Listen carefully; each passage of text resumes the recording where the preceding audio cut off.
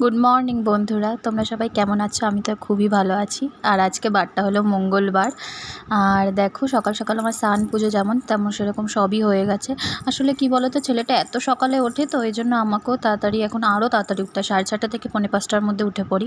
আর এটা আমাদের ছাদে পুঁই গাছ হয়েছে, সেটা দেখাচ্ছিলাম। আজ পুঁই কিছু পাতাও ছিঁড়েছি। এই যে আমার না, যখন আমি পুঁই পাতাটা ছিঁড়েছি বা তারপরে ভিডিও করতে মনে ছিল না, মাখানোর পর মনে পড়েছে, তাই তখনই ভিডিওটা করেছি। আর এটা হচ্ছে কাতলা মাছ, সকাল সকাল এনেছে, তো এই জন্য সকাল সকালই রান্নাটাও বসিয়ে দিয়েছি। পেস্টও হয়ে গেছে, মাছ ভাজাও হয়ে গেছে, এখানে ছেলের মাছটাও সেদ্ধ হয়ে গেছে।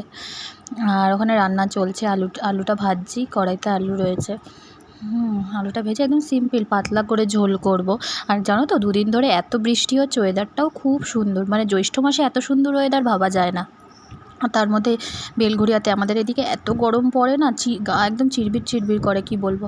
আর এই দেখো বড়া ভাজাও হয়ে গেছে। বড়াটা মানে খেতেও খুব সুন্দর লাগছিলো, পেঁয়াজ টিয়াজ দিয়ে ভেজেছিলাম।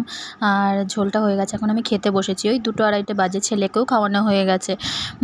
আর মানে কি বলবো, এখনও এতটাই দুষ্টু হয়েছে যে আমি কোনো কাজ ছাড়তে পারছি না, কোনো কাজ করতে পারছি না।